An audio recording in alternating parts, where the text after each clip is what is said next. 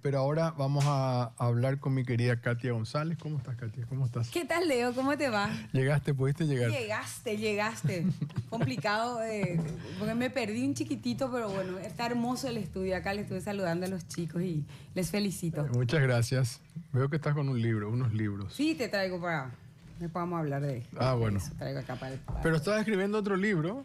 Estoy escribiendo, bueno, algunos realmente hacen su catarsis de distintas maneras y nosotros decidimos documentar un poco este proceso de 4 horas y 21 minutos. Nunca más un 14 de febrero, ¿verdad? Entonces estamos escribiendo un poco todos los pormenores de lo vivido durante esa semana, si se quiere, esa quincena, ¿verdad? Yo el 27 de enero me entero a través de una llamada de que realmente se había decidido ese sábado 26 probablemente en el Quincho mi destitución. El 27 se comunican conmigo 2 personas y a partir de ahí empieza toda una serie de movidas que se va gestando hasta llegar al 14 de febrero, ¿verdad? Entonces lo que hicimos fue un poco documentar ese modus operandi que finalmente llevó a este golpe cívico, a este quiebre institucional que hoy estamos intentando reparar a través de los propios mecanismos institucionales y mirando un poco realmente con moderada expectativa, una Corte Suprema que todavía no está dando la talla, que no está entendiendo y dimensionando, en primer lugar, que es suprema. La Corte Suprema de Justicia de nuestro país es suprema, ejerce el gobierno y hoy le estamos pidiendo a la Corte que en esa atribución que tiene de contrapeso y de recíproco control nos diga algo. Pero hubo un cambio, porque yo la semana pasada hablé con tu hermano, que es Robert, que está en el equipo jurídico, que obviamente está tratando tu tema, y le llamé por teléfono, estuvimos hablando, y él estaba poco desilusionado porque no pasaba nada, digamos, ¿verdad? Entonces, bueno, ahora por lo menos después parece mentira, no creo que haya sido efecto de la charla, pero se dio una casualidad linda de que a los 3 días la Corte dice algo por lo menos, o sea, se movió el tema, hubo una movida que yo lo veo como positiva, más allá que no es capaz lo que vos esperabas, pero bueno, ya hay un movimiento y yo creo que la Corte le cuesta mucho esto, le cuesta mucho, me imagino yo, Katia, porque un poder avasallador de copamiento, que vamos a hablar eso en detalles más tarde, no debe ser fácil enfrentar, digamos, y no todos son Katia González, o sea, no todo el mundo tiene esa manera de ser como vos, digamos, que va demasiado de frente y muy con el acelerador, digamos, ¿no? Capaz que ellos decidieron otra estrategia, ¿no? A lo que voy nomás es que hubo, entre el sábado pasado y este sábado, hubo algo. Hubo algo, la admisibilidad de la acción, no obstante el rechazo de la medida cautelar da una posición de la Corte. Yo no voy a juzgar la legalidad porque efectivamente ellos actuaron en el marco de sus atribuciones, pero al rechazar la medida cautelar ellos toman una posición, si se quiere, deferente con el Poder Legislativo. En doctrina se llama deferente muy diplomáticamente, pero eso nos da una señal acerca, digamos, de cómo está mirando o está haciendo su lectura la Corte Suprema de Justicia, y nosotros entendemos que realmente al rechazar la medida cautelar, donde se justificaba la urgencia del caso, el tomar una posición, digamos, de compromiso con la democracia ante un escenario y una coyuntura que va mucho más allá del expediente. El expediente es simplemente, si se quiere, la excusa para que la Corte Suprema de Justicia asuma ese rol que hoy le pide la ciudadanía, que le pide la democracia, que le pide el Estado de Derecho. Y en ese sentido, nosotros entendemos que la argumentación que se da para el rechazo de la medida cautelar habla de la inexistencia de urgencia. Y mirando un poco el comportamiento institucional de la Corte, hay que decir, ¿verdad? La Corte ha resuelto a través de medidas cautelares cosas que realmente hacen daño, como por ejemplo el funcionamiento de buses chatarras, ¿verdad?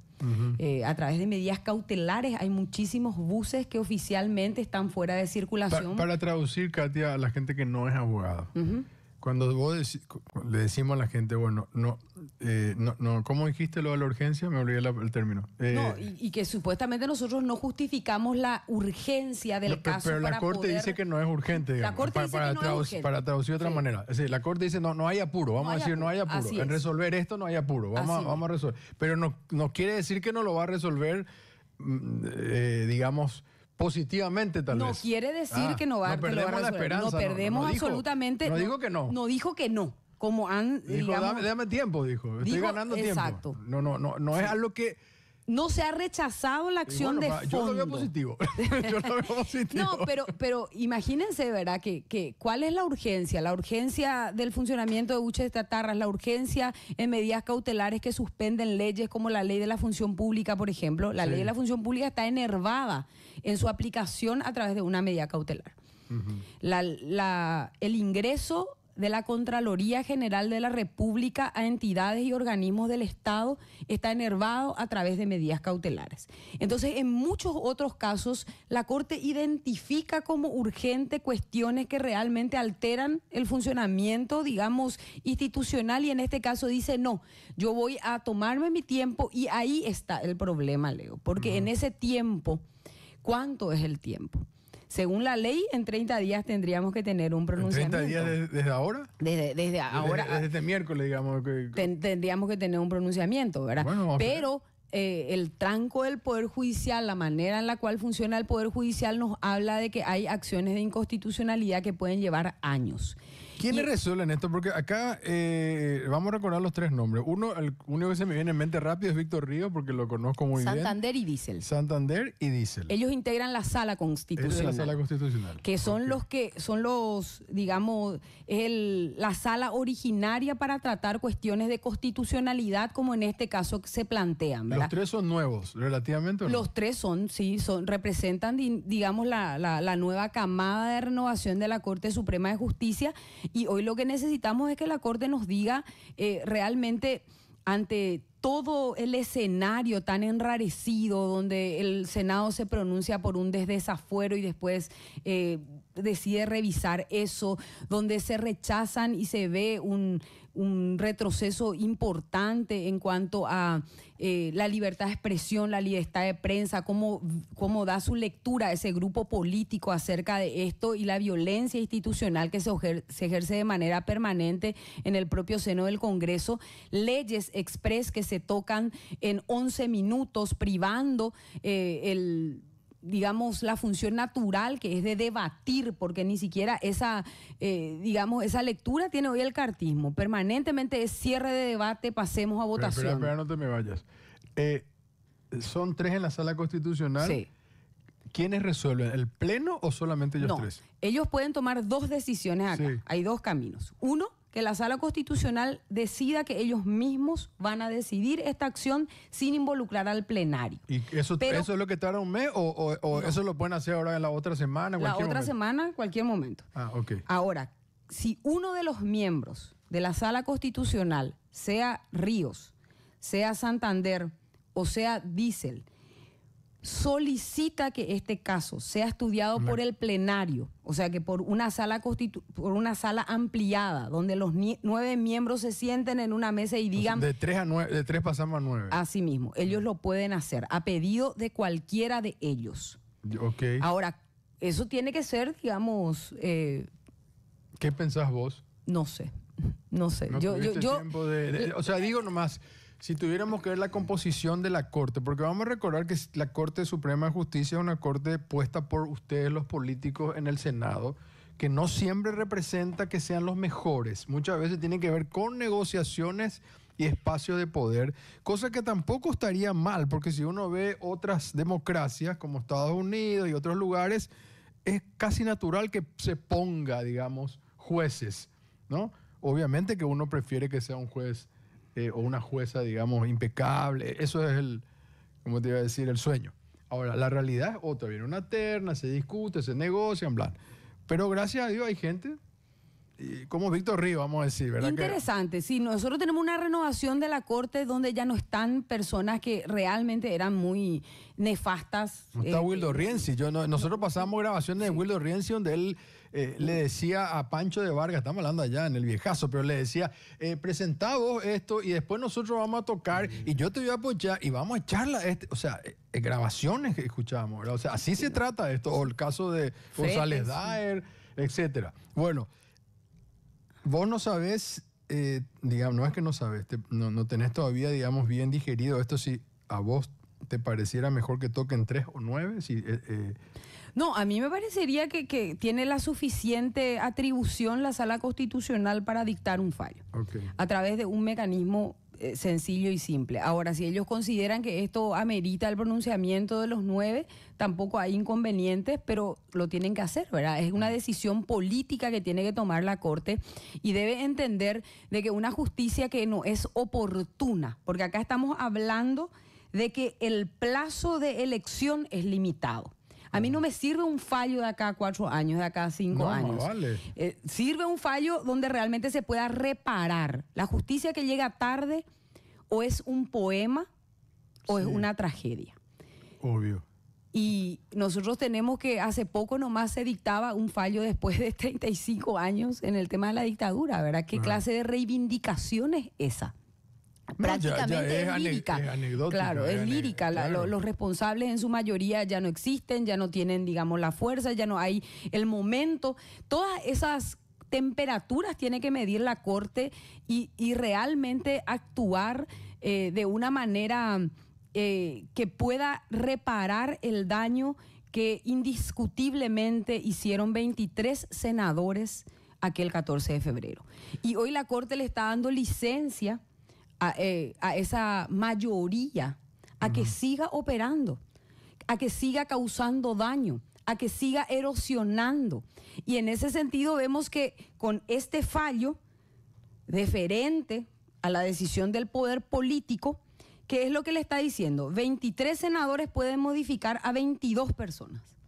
Porque si ahora empieza una cacería, la verdad es que con este rechazo de medida cautelar o con este pronunciamiento, digamos, extendido que hace la Corte, lo que está diciendo es 23 personas mañana pueden empezar a alterar la composición natural del Congreso.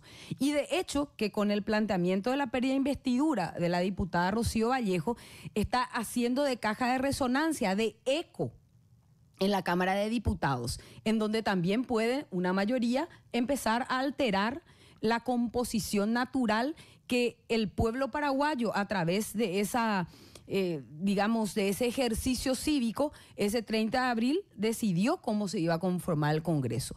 Entonces la Corte dice la activación de la suplencia es suficiente garantía para nosotros tomarnos nuestro tiempo. Y no es lo mismo un titular que un suplente. Y en ese sentido creo que el doctor Ignacio Iramay, quien me sustituye, está dando una lección y una cátedra de ética política, porque creo que es el primer caso. Yo soy optimista, Katia. Yo creo que vos vas a volver. No, en serio te digo. Y a mí, yo entiendo tu apuro y entiendo que vos tenés razón. La semana pasada le tuve que decir lo mismo a Robert. Porque a lo mejor uno dice una cosa y después reflexiona hablando y se da cuenta que yo no tengo problema en cambiar enseguida de opinión. Si a mí me dicen, no, mira, esto es así, cierto.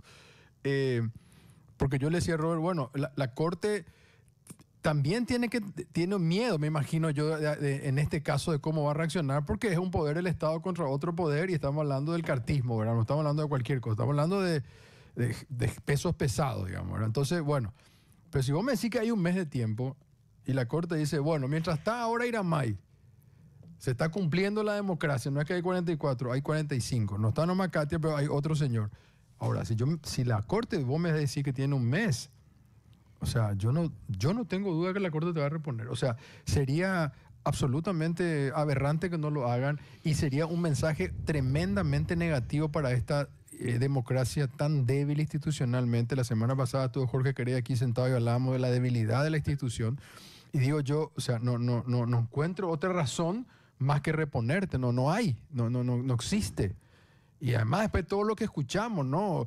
Y lo vamos a hablar en detalle enseguida, de senadores que dijeron, la verdad que yo no tendría que haber votado así, me presionaron, o sea, es evidente que este fue un atropello. Sí, una componenda realmente mafiosa porque todo lo que hemos pasado durante ese tiempo, yo a veces lo rememoro y uno dice, bueno, en ese momento uno no dimensiona, pero cuando mira un poco en perspectiva, uno ve que la violencia fue brutal. Tal vez ya no existe la Caperucita Roja, las salas de tortura, la pileta, pero lo que yo pasé durante esos días se asimila mucho a un estronismo 2.0. Sin duda. A nuevos mecanismos de tortura, de arrodillarse, ¿verdad? Porque eso es lo que querían. Y no lo consiguieron y hicieron su intento desde los acercamientos políticos hacia directamente hacia Horacio Cartes, ¿verdad? De que nosotros le tenemos que conocer, de que él es un patriota, es un demócrata, no es lo que parece, hasta, digamos, ofrecimientos de negocios legales, venir a formar parte de este equipo, ¿verdad? Y evidentemente que ellos hicieron un mapeo y un rastreo absoluto de mi vida y no encontraron absolutamente nada, por eso es que utilizan al eslabón más débil y yo lo lamento muchísimo, ¿verdad? Utilizan a la clase trabajadora, a chicos que estaban, digamos, cumpliendo una función como cualquier paraguayo lo puede hacer dentro de nuestro país, dentro de la legalidad. Estamos hablando del caso, por ejemplo, de José Luis Torales, un chico que tiene más de 13 años en la función pública, formado en Londres, estaba aportando, digamos, dentro de la estructura permitida dentro del Congreso, lo utilizan a él como causal de este supuesto libelo acusatorio. El caso de Sole Blanco, ¿verdad? Que es una chica también que formada con Becal, ella tiene un compromiso contractual con el Estado de devolver al Estado paraguayo esa inversión que hace, ¿verdad? Entonces ella estaba haciendo eso en el marco del cumplimiento de su contrato. Ella me habló, ¿verdad? Ella me dijo, mira, yo quiero realizar este aporte, yo soy experta en el tema, digamos, de políticas públicas, fundamentalmente enfocada en la educación, ¿será que puedo colaborar contigo por un salario casi irrisible? Estaba haciendo eso y también la apuntan a ella como blanco, ¿verdad? Y es muy, muy triste, ¿verdad? Porque desalienta el involucramiento de gente nueva y ese es el mensaje que da. El cartismo dice, el Estado es mío, es de mi propiedad. Vos, oposición, no tenés derecho a venir acá a interferir, no tenés derecho a que haya gente de tu confianza. Yo te voy a elegir tu equipo, porque eso es lo que me dice el cartismo. Vos no vas a formar un equipo. Yo te voy a elegir el equipo y mira cómo te enseño. Y mira cómo te enseño no solamente cómo le puedo destruir al equipo que vos elegiste, sino además te enseño cómo se quedan mis retoños, cómo se queda la gente de mi equipo que tiene, digamos, licencia para invadir el Estado con sueldos varias veces multimillonarios sin poder decir yo soy capaz, yo tengo la capacidad. Acá no estábamos hablando de gente improvisada, de bachilleres, estábamos hablando de gente buena y realmente creo que ellos fueron los que más sufrieron este embate. Y no solamente eso, ¿verdad? A mí me han montado 4 causas penales que hasta hoy están pendientes.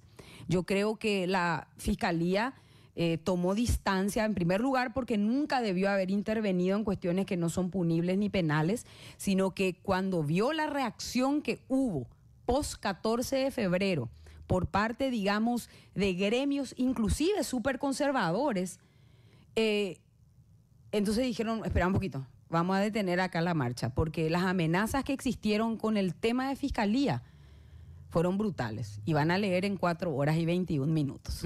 ¿Cómo la Fiscalía iba a ser el brazo ejecutor de parte de este ensañamiento que no buscaba simplemente que la eliminación de un adversario, sino la aniquilación de un adversario? Así es. Vamos a hacer una primera pausa y te quiero ya lanzar la pregunta, porque con eso iba a empezar, pero después arrancamos por otro lado. Cuando vos tenías que defenderte, lo primero que hiciste fue mostrar un video de Calega Laverna. Sí. O sea, pusiste una tablet y pusiste play a una declaración que había hecho Calega Laverna con Gemavi, donde dice Calé, yo leo mis palabras, este equipo político, refiriéndose al cartismo, ya cometió crímenes políticos. Y vos empezaste con eso. Y quiero saber por qué lo hiciste. Pero aguantame, vamos a una breve pausa y ya volvemos. Dale. Mantenete al tanto de las últimas noticias de manera rápida y divertida en nuestra cuenta de TikTok, @Nanduti1020. @Nanduti1020. Con 61 años de experiencia en la producción de información confiable. Somos tu primera opción para mantenerte informado. Quinto Poder. Envíanos tus mensajes, opiniones, que tu voz se escuche. WhatsApp, domingos de 5 a 6. Por todas las plataformas del Grupo Ñandutí. La mejor manera de darle vida a tu fin de semana. Prepárate para la mejor dosis de información y análisis. De lunes a viernes de 8 a 10:20, Palo Rubín, Juan Troche y Majo Peralta, en una mañana llena de perspectivas y voces diversas. No te pierdas ni un segundo de Zona Franca, tu fuente confiable de noticias, entrevistas y debate. Zona Franca. En la nueva Ñandutí 1020 AM.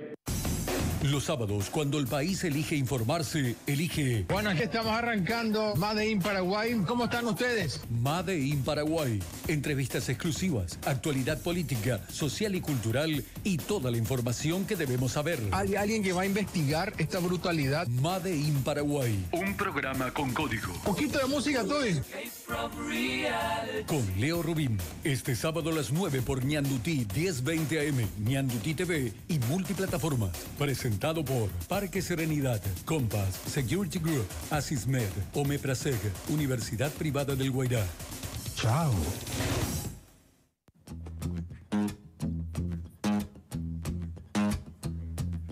Ay, quiéreme de a poco, pero que no me dé cuenta y que nadie sepa. Ven y cuídame, pero que parezca que me estás haciendo daño. Amárrame. Ay, Dios. Ay, finge que no te gustó. Dame una mirada y luego vuélvete lejana. Y sin querer, búscame y déjame. Llámame, pero no me hables, bésame y ahúgame. Amárrame.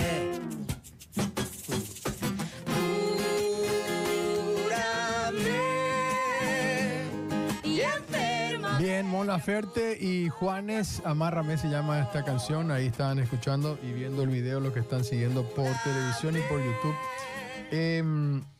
Katia querida, el día que hiciste tu descargo pusiste una tablet al lado tuyo, le diste play y Calega Laverna hablaba de crimen político. ¿Por qué pusiste ese video?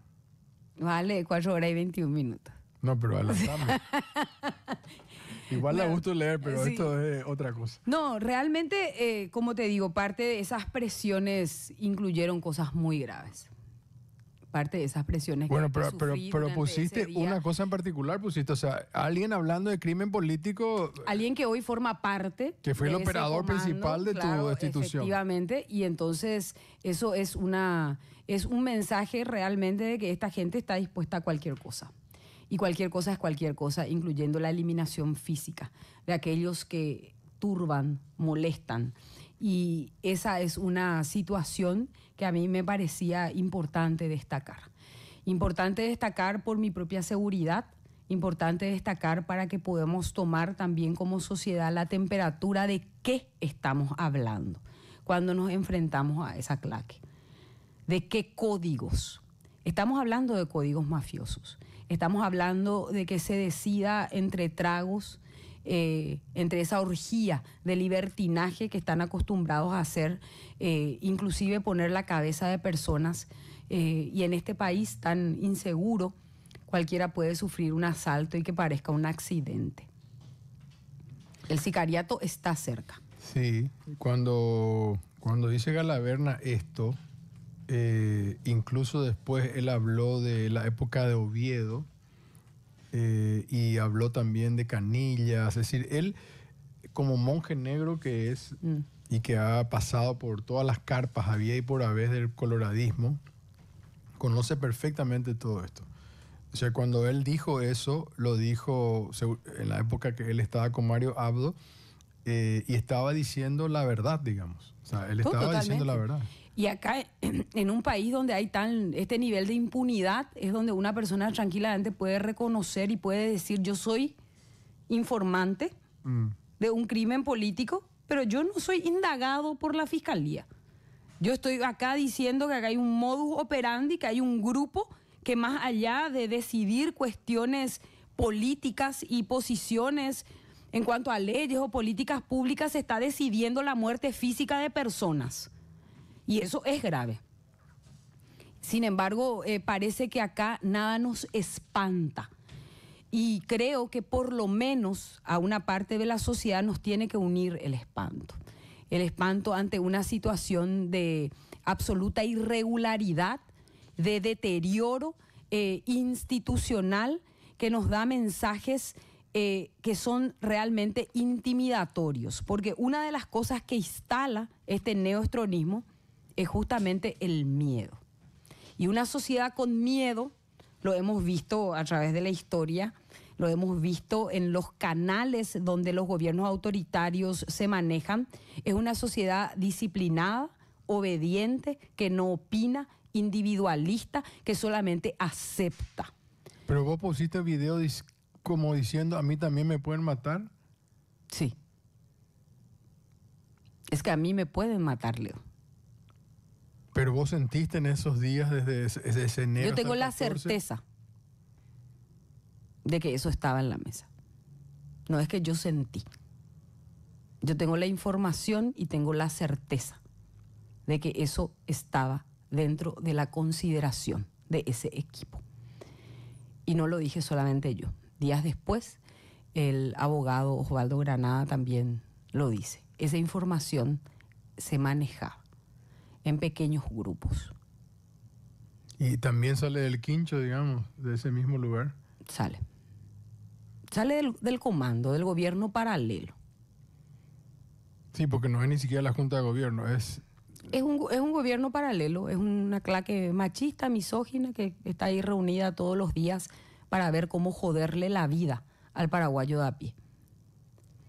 ¿Y compartiste con alguien de tu familia? O sea, esa información, tus padres. Realmente yo decidí, porque yo creo también de que ellos esperaban a otra Katia en esos días.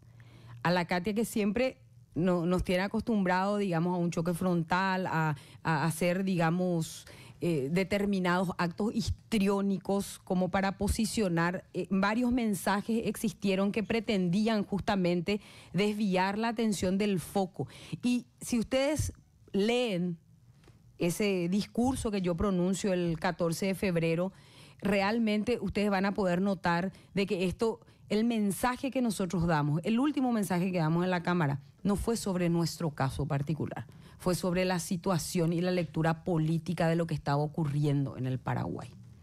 Entonces creo que o sea, era una denuncia, porque claro, alguna gente después dijeron en las redes: ¿por qué ella no aprovechó para defenderse? Pero o sea, ¿cómo me iba a defender si no me notificaron la acusación? No, por eso. Ellos esperaban también eso. Como todo era fácilmente desmontable, que yo podía haberlo hecho así improvisadamente, rápidamente, sí. Podía haber yo legitimado ese proceso de arbitrariedad, pero acá yo no puedo estar legitimando un acto que es irregular, dejando un precedente para mis colegas, diciendo que yo tenía muchos, eran del criterio: no, vos te tenés que defender, entonces, quedate hasta la madrugada. El mensaje no era ese, el mensaje tuyo a la gente era: ojo que a mí me amenazaron de muerte y le pueden matar también a cualquiera. Estos Así tipos es. son capaces de hacer cualquier cosa. Así mismo. Ese fue el mensaje. Ese es en traducción en cristiano.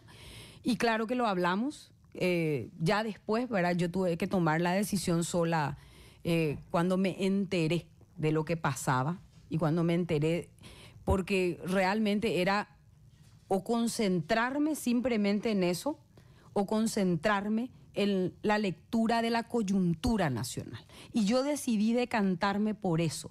Porque si me van a matar, me van a matar. No tengo yo forma de defenderme. ¿Y cómo manejaste eso con tu esposo, tus hijos, tus padres? Que yo me acuerdo en la campaña te acompañaban también, estaban contigo, siempre muy familiar a vos. ¿Cómo hiciste? ¿Te tragaste? ¿Le dijiste algo a ellos también? ¿No le querías preocupar, obviamente, pero tampoco podías quedarte callada? No sé, ¿cómo lo manejaste? Y lo manejamos con la prudencia y con la serenidad, si se quiere, que una situación finalmente en el medio del destino que nosotros elegimos transitar en nuestra vida, ¿verdad? Ellos saben que estamos hablando de una situación de evidente peligro, pero es un peligro que también estuvo en varios momentos en mi vida, ¿verdad? No solamente hoy, sino que hoy nosotros tuvimos ya la certeza de que hubo esa conversación. Eso es lo único que cambia, de que hubo una conversación en donde se dio eso, Leo. Pero el peligro, desde que nosotros estamos enfrentando en su época a González Daer, en su época a ministros de corte, en su época a políticos, siempre existió. Es como que ellos han decidido apoyar esta línea de vida, si se quiere, y de compromiso también familiar que nosotros asumimos. Mi padre en la época de la dictadura fue más de una veintena de veces preso por ejercer su profesión, por ir a preguntar acerca de compañeros que estaban privados de su libertad.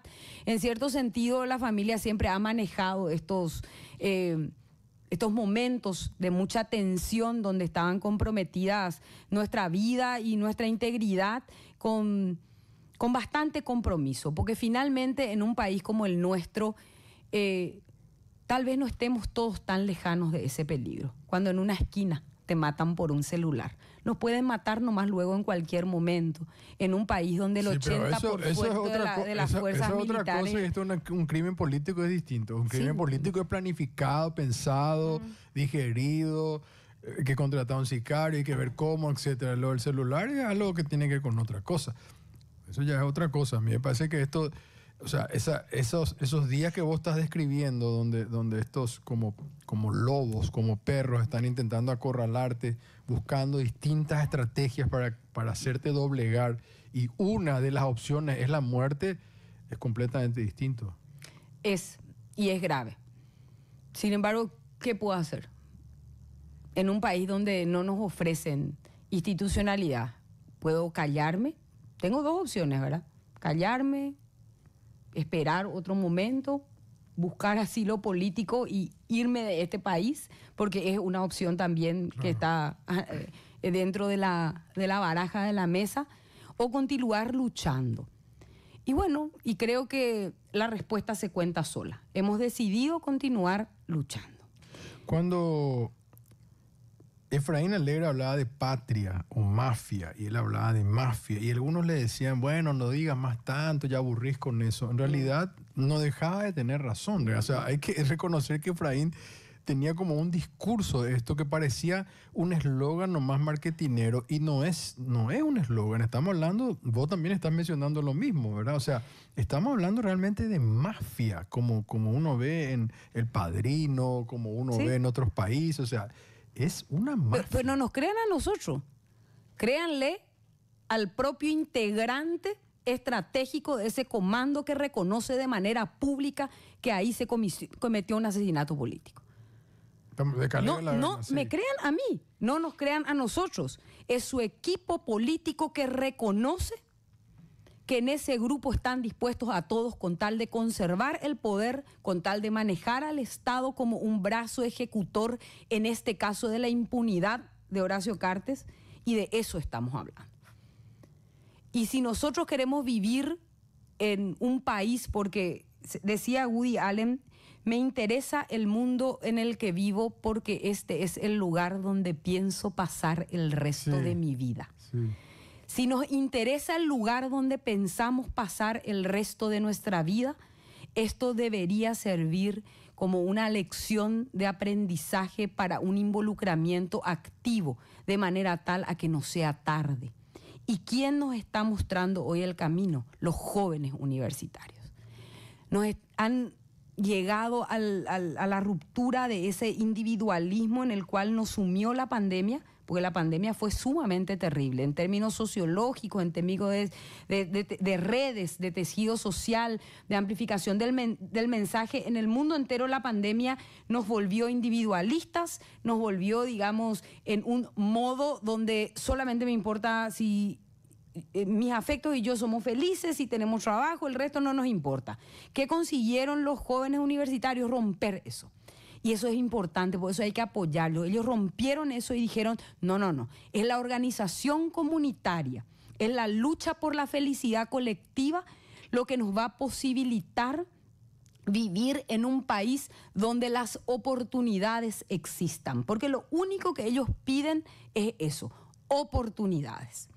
Y en ese sentido creo que la dinámica social está cambiando en el Paraguay. Yo sí soy optimista en cuanto a eso. Como los controles externos hoy se están activando tímidamente, espasmódicamente, pero se están activando las redes. Sí, Comecipar también, o sea, Comecipar fue también un ejemplo, ¿no? O sea, empezaron a decir, ahí hay una cartista y todo el mundo se fue a votar para que ella no gane y le arrasaron, digamos, ¿verdad?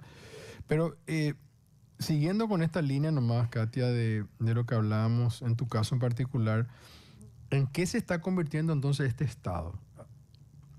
El Paraguay, digamos, ¿a dónde, qué tipo de Estado estamos teniendo? Es una cleptonarcocracia. A ver, ¿cómo se traduce eso? Cleptonarcocracia. ¿Qué quiere decir? Cleptómanos es un gobierno donde, o un esquema, sí. Porque más que gobierno es un esquema que está instalado en el Estado de manera sistémica, donde el robo es parte del presupuesto que se tiene en toda la administración de la cosa pública, en todo y en todos los niveles. Narco, porque está sumamente vinculado al crimen organizado, y eso no lo decimos nosotros, lo dicen estudios internacionales, sí, lo dicen investigaciones. Hoy compartimos esas rutas donde confluyen, digamos, pactos mafiosos para que acá circule trata de personas, tráfico de armas, droga, contrabando. Es como una... Hay lugares del Paraguay en donde sencillamente para poder entrar hay que pedir permiso a determinados grupos paraestatales que son los que están instalados. Yo le pregunté a Jorge Querés la semana pasada si la ruta del contrabando de cigarrillo es la misma de las drogas y las armas. Y me dijo que sí. Claro. O sea, es la misma, claro. Es el mismo camino. El mismo esquema. Se usa todo igual, pues no tiene luego sentido, ¿verdad? O sea, es como cuando llevan otro tipo de mercaderías a los supermercados, llevan las cooperativas. Bueno, en este caso se lleva armas, primero se lleva cigarrillo, después traigo droga, o mezclan las dos cosas. O sea. Y hay un cóctel molotov, porque además es una caquistocracia, ¿verdad? Es el gobierno de los peores, gente inculta, gente mediocre, gente que no tiene nada que perder, con una tecnocracia que intenta ahí hacer su papel, pero solamente de manera muy residual, muy resistida por esa clase, digamos, que no tienen otra idea que la depredación o el robo del Estado, donde ya se ha desdibujado las fronteras y no tenemos hoy en pleno momento, digamos, donde Paraguay podría avanzar hacia una renegociación de su soberanía energética. Hoy no existen planes, más que recaudar. Yo creo que hoy lo que va a plantear el gobierno de Peña en el tema de Itaipú es sencillamente recibir más dinero. No le importa el precio justo, no le importa el equilibrio que va a existir entre las naciones, no le importa una estrategia a largo plazo, no le importa reivindicar las asimetrías que hoy existen entre ese coloso Brasil que realmente hasta irrumpió en recursos naturales como los Altos del Guairá, donde nos dejó realmente un país sin naturaleza en muchas partes para construir esa represa. Lo que le interesa es tener dinero hoy cash. Y ese va a ser el anuncio de Santiago Peña. Nosotros vamos a recibir más dinero para la caja chica, porque ese dinero hay que decir que no está incorporado al presupuesto general de la Nación. Ergo, no tiene ningún tipo de control ni escrutinio público. Entonces, es el gobierno de esta narcocleptocracia. Por otro lado, era la justicia o la fiscalía como brazo ejecutor. Y yo quiero salvar las excepciones que confirman la regla, porque si no parece que... Sí. Pero hay solamente microresistencia. No hay una resistencia formal. Es pequeñas luces en cuanto a funcionarios, en cuanto a fiscales, en cuanto a jueces, pero la gran mayoría no tiene interés en sentar una posición y enfrentarse a esto, ¿verdad? Por eso hay que valorar mucho a la gente que sí lo hace, que sí puede salir a decir, y por lo menos cuando uno escucha puede reflexionar, ¿verdad? Entonces tenemos un estado de descomposición absoluta en donde hay una democracia de fachada, una democracia fallida, donde... Te quiero leer algo. Sí. CADEP, que es esta organización, sí, ¿no? Hizo su último artículo, José Carlos Rodríguez, que se llama La corrupción de la democracia, es el título. Dice, ¿acaso no vivimos bajo un monopolio político, cultural y económico que busca perpetuarse, recordando el modelo estronista predemocrático, aunque ahora utilizando oro en lugar de plomo? Es genial, pero es cierto. O sea, es plata en vez de la tortura al balazo. Este monopolio ya no es político-militar, sino económico-electoral. La democracia no solo está en manos de quienes compran votos, sino también de aquellos que pueden ser comprados y de sus compradores. Sí, es realmente, y nosotros lo vivimos, ¿verdad? Y van cayendo fichas donde no tiene uno el poder de plantarse, ¿verdad? Entonces, esa es la verdad. Por eso acá se tiene que congeniar con mucha inteligencia colectiva y mucha voluntad de poner al Paraguay en un modelo diferente, ¿verdad? Yo creo que con estas reglas de juego va a ser muy difícil que cualquier persona pueda desplazar al Partido Colorado. Acá se tienen que iniciar desde las bases, desde la ciudadanía crítica, desde esa ciudadanía que es capaz de mirar un poco más allá del periodo mediato, sino que es capaz de hacer ese sacrificio generacional, si se quiere, para poder tener cosas diferentes en el Paraguay. Y eso es lo que nosotros esperamos, ¿verdad? Por eso es que yo no creo que la solución esté dentro de las instituciones. Y yo hace mucho lo decía. Cada vez que yo intervenía en el plenario, yo decía, yo no le hablo a ustedes. Y no pretendo luego acá hacer algún tipo de modificación. Yo le hablo a la gente. Y eso molestaba. Eso molestaba mucho, ¿verdad? Porque cuando vos te perdés en el detalle y en la modificación del inciso y del artículo, ellos se sienten cómodos. Porque a ese juego te están llamando. Al juego perversito de la pequeña ley y del pequeño inciso. Total, con el artículo tenés razón, pero el inciso es el problema. Mas você tem razão, mas fica preso, ¿verdad? Así nomás es el tema. Y nosotros siempre llevábamos el planteo y la dialéctica y el relato hacia otro escenario, remarcando de manera permanente una verdad de hierro. Ellos solamente son el 27%. La ciudadanía mayoritaria nunca votó al Partido Colorado. Y de ese poder tenemos que hablar.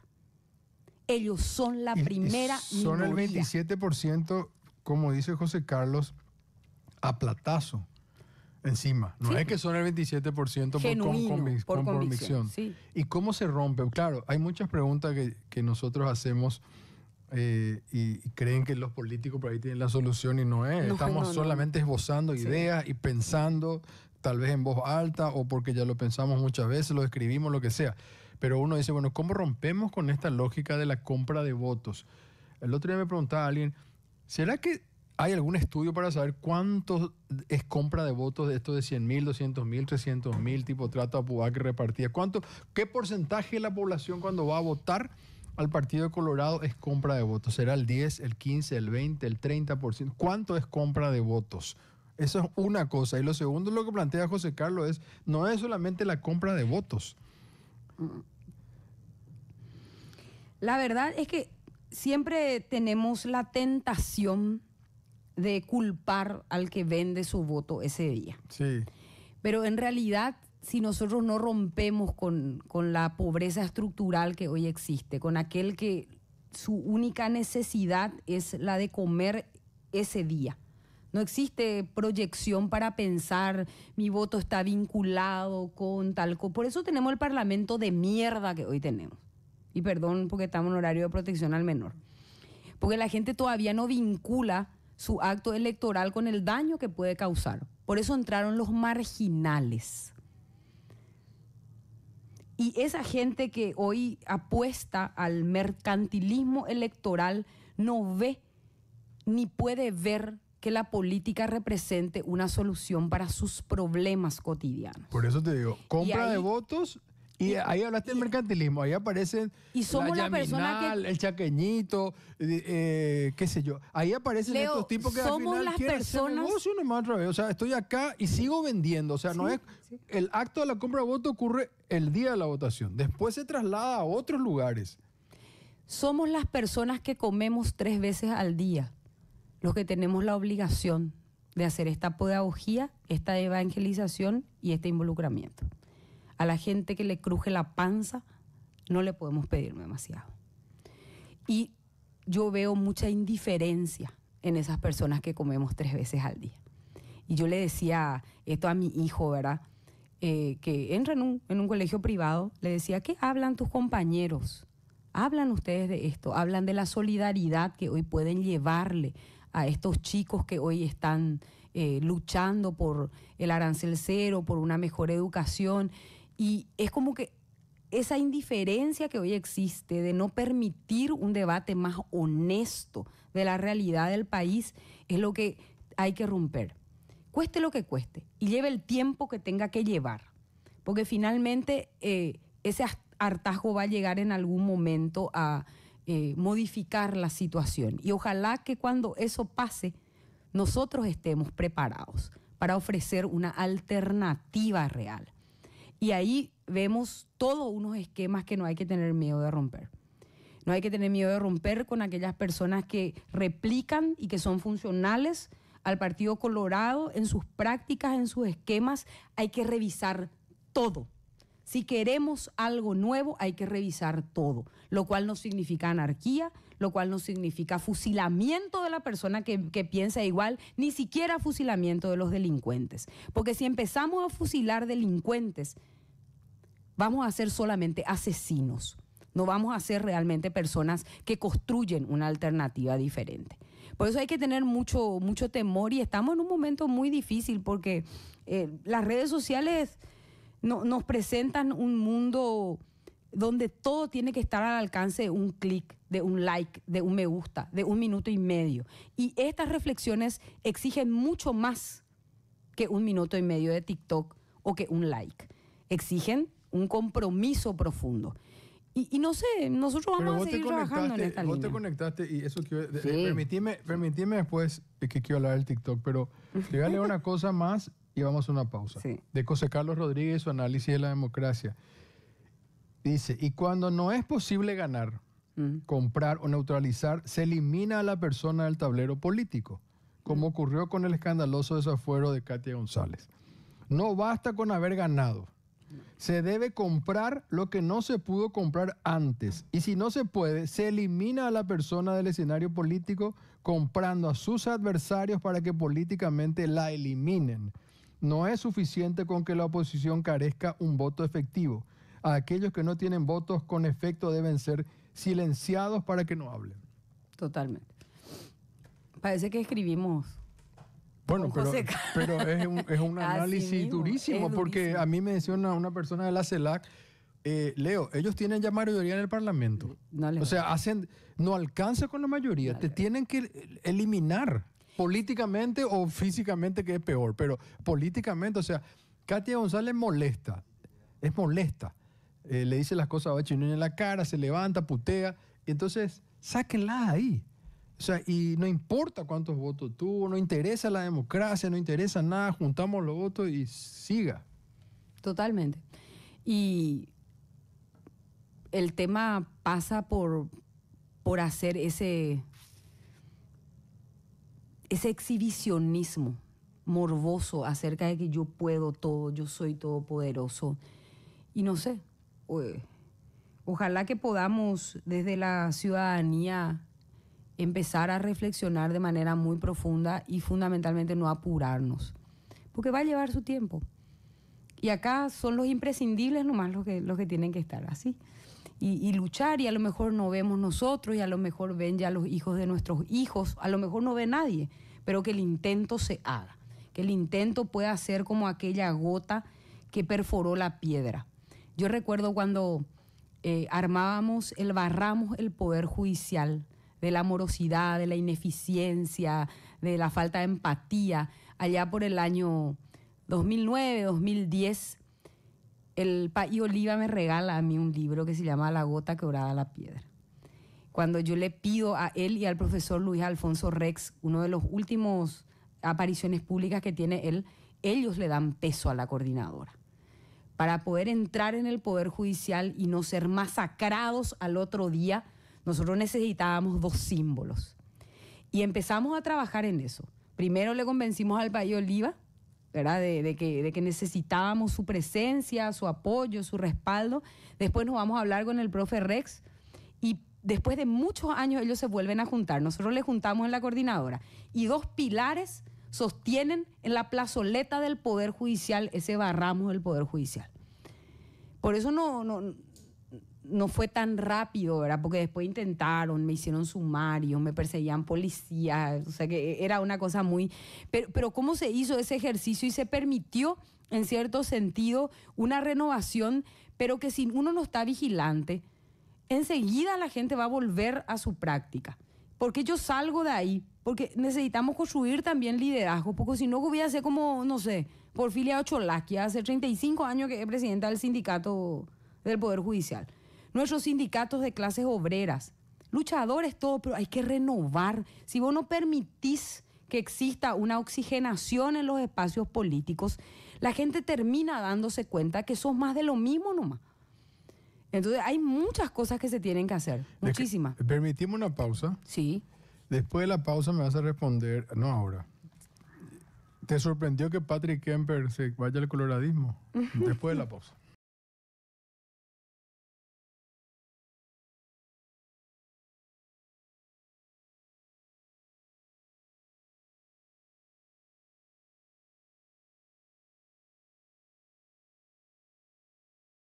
Bueno, estamos aquí en Ñandutima, en Paraguay, hablando con la querida Katia González. Yo estoy convencido que ella va a volver al Senado.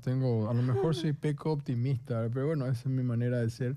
Y además confío en los argumentos de la presentación que hicieron desde el equipo jurídico, más allá de toda la barrabasada que ya hemos visto nosotros desde el punto de vista mediático y desde lo que podemos analizar políticamente, pero... hay argumentos sólidos, muy sólidos jurídicamente en la presentación que se hizo como para que haya un rechazo. Yo recuerdo, todos recordarán que en el año 99 se le pidió a la Corte que siga un presidente de la República y siguió, digamos, ¿no? En ese momento yo creo que no tendría que haber... yo no estuve de acuerdo con esa decisión de la Corte, pero bueno, el Parlamento tuvo que aceptar aunque ellos formaban parte. Te preguntaba si te sorprendió la actitud de Patrick Kemper de decir, me quiero volver al Partido Colorado.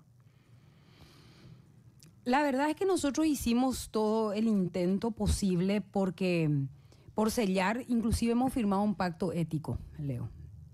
Esta alianza se construye con todas sus imperfecciones y lecciones aprendidas también, porque esa es la verdad, acá hay que tomar esas lecciones de cómo construir también las alianzas, cómo hacerlo, ¿verdad? Nosotros nos unimos sobre la base de un ideario. Lo firmamos y él lo firmó también. El primer acto se realiza seguramente que en septiembre, más o menos, donde también con el grupo de Soledad Núñez, que ellos iban a formar supuestamente un grupo que se llamaba Despertar. Nosotros veíamos que la atomización de la fuerza del tercer espacio en este nuevo sistema de voto preferente lo que iba a hacer era desperdiciar muchísimos votos y muchísimas bancas. Entonces, por eso la estrategia y la práctica, la teoría y la realidad, acá hay muchas cosas que se tienen que analizar. En ese marco teórico que nos llevó a estas uniones o a esta apertura aliancista, decía, si nos atomizamos todos, lo que vamos a conseguir es que el Partido Colorado pueda tener mayor fuerza en el Congreso y eso no puede ser. Y empezamos a trabajar en una estructura de convocatoria a toda la fuerza del tercer espacio. La idea era hacer una lista del tercer espacio. Ese fue el marco teórico inicial. ¿Por qué? Porque el Partido Liberal, con su dinámica electoral de bases, etcétera, nosotros nunca vamos a poder permear en esas listas. Y eso se demostró que nuestra lógica teórica era la correcta. Entonces era dejarle al Partido Liberal que vaya por cuerda separada, porque ellos tienen su propia dinámica, su propia interna, su propia fuerza electoral. Generalmente la gente que vota por los terceros espacios es alguien que no está, digamos, conforme con lo que ofrece un partido tradicional, sino que quiere otra cosa. Claro. ¿Qué queríamos nosotros? Que esa otra cosa que pide también el electorado de manera legítima se concentre en una sola lista. Y ahí empezamos a trabajar. Vimos que iba a lanzarse un movimiento, dijimos a la pucha, para que un movimiento más. Vení acá. Vimos que el otro se iba a lanzar también, vení acá. Le pedimos a Pachaguería y Pachaguería dijo, no, nosotros vamos a irnos por lista propia. Le hablamos con personas integrantes también de las fuerzas más progresistas, más de izquierda, si se quieren, y tampoco hubo una recepción. Cada uno tenía su estrategia. Sí. Entonces, hicimos lo que pudimos. ¿Y qué es lo que pudimos? Conformar con 3 fuerzas políticas básicamente esa alianza. Y esa alianza estaba centrada en un ideario. Y ese ideario era claro y categórico. Yo no puedo explicar lo que Patrick Kemper tiene que explicar. Porque rompió su palabra empeñada. Y una palabra no solamente empeñada de manera verbal, sino de manera escrita. Eso está en el ideario. Posteriormente, cuando yo veía con preocupación, ¿verdad? Los comportamientos, porque realmente era un canibalismo total. Las listas preferentes, vos veías cómo cada uno actuaba por su lado, cada uno hacía cosas así. Eso a mí me empezó a preocupar dentro de mi propia lista. Estoy hablando de autocrítica profunda. Entonces empezamos nosotros a reunirnos, a trabajar y yo dije, no, acá hay que firmar un pacto ético. Y ese pacto ético significa que nosotros vamos a tener un tribunal ético donde cada miembro de esta alianza nombró un integrante de ese tribunal para juzgar la conducta ética y política de los integrantes que ingresaban al Congreso a través de la Alianza Encuentro Nacional. Y eso lo hicimos. Y te puede contar muy bien Rubén Rubín, porque él fue parte de esto. Él sabe muy bien cuál fue la intención y cómo nosotros buscamos garantizarle a la ciudadanía que iba a depositar su voto por nuestro equipo político, de que acá había una línea y una conducta ética que seguir. Bueno, pero el hecho en sí de que vos tuviste más de 100,000 votos y él 7,000, es decir, evidentemente él entró gracias a vos. Digamos. Pero por supuesto que entró gracias a mí, por eso no hay ninguna duda. Y igualmente no tuvo problema. Pero no era ese fue el punto. Porque si es que uno daba alguna lectura inteligente al tema, la atracción mayoritaria iba a estar nomás luego en mi persona. Y no porque yo sea la más linda ni nada, sino que porque tenía un nivel de conocimiento, ya una trayectoria política, etcétera, etcétera, ¿verdad? Entonces acá... Yo quiero decir algo. Una encuesta que nosotros hicimos en mayo del 2022, vos estabas primera en las encuestas encima de Santiago Peña y de Efraín Alegre y Euclid Acevedo. Después vos decidiste irte de nuevo al Senado y no... Decidí hacer un gesto, Leo, porque no había forma de construir. Estaban todos cegados. Y si nosotros seguimos con esa misma dinámica, pero se viene otro fracaso, ¿verdad? Yo decidí hacer mi parte en esto. Porque yo estaba segura de lo que pasaba en las calles.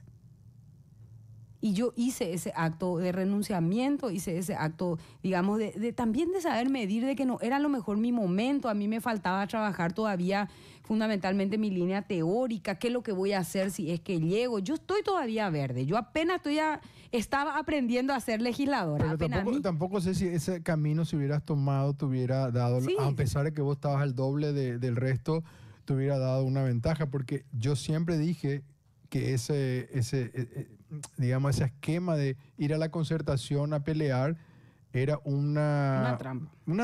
Claro, porque era el Partido Liberal ampliado nomás. O sea, ahí era imposible ganarle a un liberal. Imposible. Por eso es que hay que mirar otras experiencias.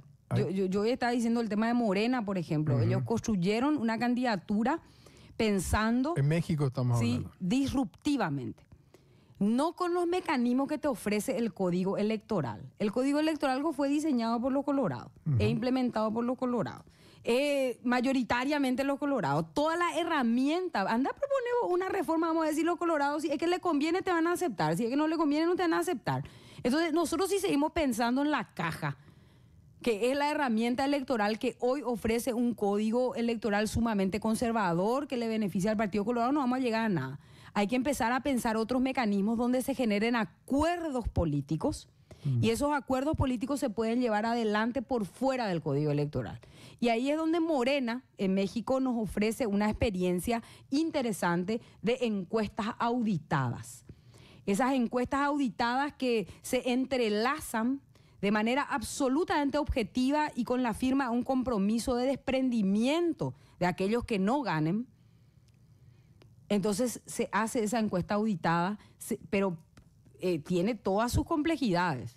No. En México funcionó muy porque bien. internamente se pensaba que Ebrard, que era el canciller, iba a ser el candidato natural y terminó ganando la Sheinbaum, digamos, una grandísima candidata que va a ganar, yo creo, en México.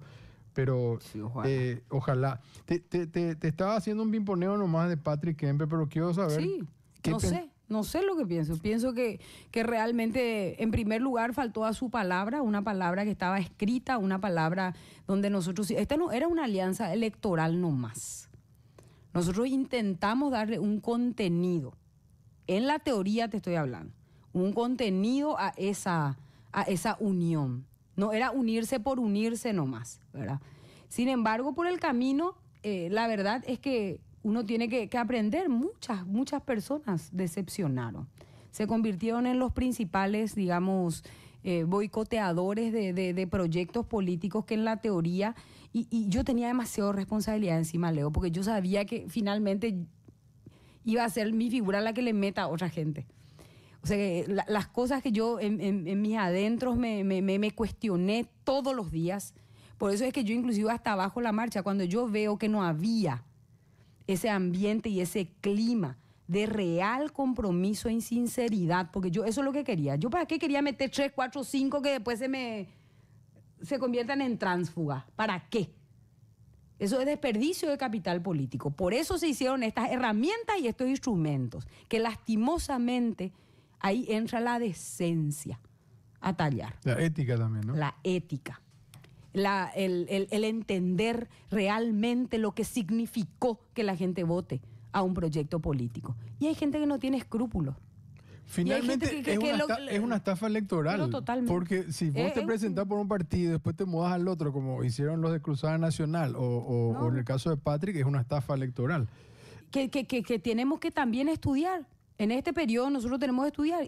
Porque todos tenemos tránsfugas. Sí, todos. Eso, sí. El Partido Liberal, tiene el Partido Cruzada, tiene la Alianza Encuentro Nacional, tienen los terceros, todos tenemos. Entonces, a la pucha. Acá identificamos un problema común. ¿Cómo vamos a atacar ese problema común en el 2028? Porque finalmente, ¿de qué nos sirve ponerla que metamos mayoría y después empiezan a caer como dominó? A platazo, limpio a cargo, a promesas, esas infidelidades políticas que hoy ni siquiera tienen una consecuencia, porque hay países en donde efectivamente el transfugismo, la infidelidad política está legislada y tiene una consecuencia administrativa en la mayoría de los países, que implica como el sello, marcarle a esa persona, marcarle como traidor, marcarle como infiel. Y eso es lo que no hay hoy en el Paraguay, ¿verdad? Porque nosotros automáticamente al retirarse él, deja sin efecto el acto, el ideario, el pacto ético, porque se retira. Pues, entonces, ¿sabes qué? Te hago pito catalán y no me importa. Siempre fuiste buena alumna. Siempre fui buena alumna. ¿Verdad? Siempre. Desde el colegio, casi, sí. No sé si fuiste... Hiperactiva, yo digo que tengo así. Pero tenías buenas notas, siempre tuviste buenas 5 absolutos tengo, desde el preescolar hasta mi doctorado. ¿Y qué pensás cuando le ves a Hernán Rivas ahí? Y en realidad, yo quiero también acá hacer una diferenciación. A veces también vinculamos mucho cuestiones que tienen que ver con títulos académicos con la capacidad que uno puede tener. Y hay un libro interesante que se llama La tiranía del mérito, ¿verdad? Ojo con eso, ¿verdad? Ojo con identificar la capacidad de una persona, la decencia, la honradez con un título académico. Pero resulta que Hernán Rivas era justamente todo lo que no tenía que ser un legislador. Y ahí entra a tallar un tema técnico que está establecido en la propia Constitución, porque para el cargo en el cual el cartismo le asigna, que era la presidencia del jurado de enjuiciamiento de magistrados, sí se requería conocimiento técnico. Para ser senador no se requiere. Y no se debería requerir, no, porque la gente tiene que poder ingresar y otros deben ser los elementos que juzguemos y que enriquezcan esa diversidad, ¿verdad? No simplemente tener doctorado, ni masterado, ni ser buena alumna, es lo que garantiza que realmente una persona pueda representarnos. Pero en el caso de Rivas, sí se requería una formación técnica que sea capaz de traducirse en una representación de la Cámara de Senadores ante un órgano extrapoder, jurado de enjuiciamiento de magistrados, que actúa como puerta de salida de la corrupción interna del Poder Judicial. Porque ahí se les juzga a jueces, fiscales y defensores por 2 causas. El prevaricato, que significa fallar en contra de lo que la ley expresamente establece, que es un acto detestable, y el mal desempeño de funciones. Cuando una persona no necesariamente violando la ley, pero sí comportándose de manera impropia, incurre en alguna actividad. Pero yo te pregunto, hice nomás la comparación de tus 5 absolutos con una persona que cuando vos le escuchaste ya hablar, primero dijo, luego cuando ya dijo yo le amo a Horacio Cartes y después le ya... adoro eso. Le adoro. Ni siquiera le ama. La adoración es más todavía. Y después te das cuenta que parece que no sabe leer. Y hoy está en duda su título, ¿no? Yo creo que es falso, ¿verdad? O sea, por todo lo que se ha expuesto. Entonces, por eso nomás te era como preguntarte, o sea, ¿qué sentís, no? O sea... Y siento que ya no hay barreras, ¿verdad? De que esta gente ni siquiera tiene en su entorno personas que puedan no hacerles pasar vergüenza, aunque sea. La mediocridad en el cual está... les une la mediocridad, les une los antivalores, les une al cartismo. Y él es el ejemplo vivo de aquel que puede hacer. Nosotros podemos hacer cualquier cosa, hasta ponerle al frente del jurado de enjuiciamiento de magistrado a alguien que no tiene título. Cualquier cosa podemos hacer. Y ahí se necesita una persona de ese calibre. Porque esa persona es la que no va a dimensionar las consecuencias de sus actos. Porque él no sabe.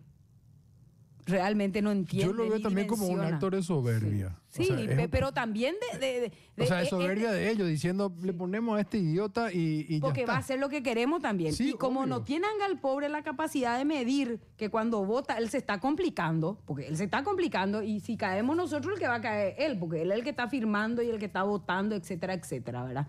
Entonces, es un acto de lesa traición, si se quiere, a la institucionalidad. Y nosotros lo hemos demostrado. Con el diputado Raúl Benítez hemos hecho una investigación que duró 7 meses. Y la investigación es de un no hecho. No es de un hecho, es de un no hecho. Y eso es lo que tiene que entender la Fiscalía. Cuando dice no tenemos pruebas, no, acá hay un no hecho que se tiene que probar. Y el no hecho es que él nunca pisó una facultad. Si yo soy capaz de entender que ese es mi cuadro investigativo, yo sí voy a poder tener la amplitud y la certeza. Si yo me muevo dentro del documento que va a decir, ¿dónde va a haber un recibo que dice yo nunca tuve compañero? No va a haber, es un no hecho el que hay que comprobar. Y entonces hoy tenemos eso que entre paréntesis me llamaron a declarar para finales de mayo en esta causa. Y vamos a ver, ¿verdad? Me asusta un poco. ¿Por tener qué? que pisar la fiscalía. Ah, porque te tiro una última de tus ex colegas y futuros nuevamente, porque yo sé que vas a volver. Trata Puá dice después, yo, bueno, luego nunca quise votar por el desafuero de nadie y me fui a hablar con Calé y me convenció, ¿verdad? Yo creo que la apretó, ¿verdad? Le habrá dicho tu señora, no va a salir de Itaipú, son 120 palos menos, el otro 300 millones menos, querido. Dejate de romper las bolas, vamos a echarle a Katia. Eso, así es mi traducción. Pero ¿cómo vos viste el caso Trata Puá? Que después dice, después de votar en tu desafuero, dice, la verdad que yo no estoy de acuerdo. Que somos lo que hacemos, no somos lo que decimos. Eso es lo que nosotros tenemos que entender. El ser humano es lo que hace, no es lo que dice. Y en este caso particularmente yo no encuentro ninguna justificación, ningún motivo de dispensa o de consideración. Es más, es el doble de culpable que el resto, que estabas convencido. Porque yo sé que en ese grupo había gente, pero que en serio operó, motivó y estaba convencido de que yo debía salir. Pero aquel que no y vota es doblemente culpable. Entonces él no tiene una causa de exhibición ni una atenuante. Al revés, su confesión es un agravante de su situación. Y claro que cuesta, yo les entiendo. Yo decía en una parte de mi discurso, no los culpo, pero sí los responsabilizo. Ustedes tienen miedo a perder sus privilegios, miedo a perder los favores, miedo a perder la impunidad. En este recinto se huele miedo. Y no soy yo la que viene a ser juzgada. Son ustedes los que están sometidos a la justicia del pueblo. Porque esa fue la pérdida de investidura. Ellos estaban sometidos al veredicto del pueblo, no yo. Y creo que ojalá que eso tenga una consecuencia electoral. Porque yo siempre digo, y en una de mis últimas intervenciones en diputados, decía, si seguimos eligiendo lo mismo, jódanse.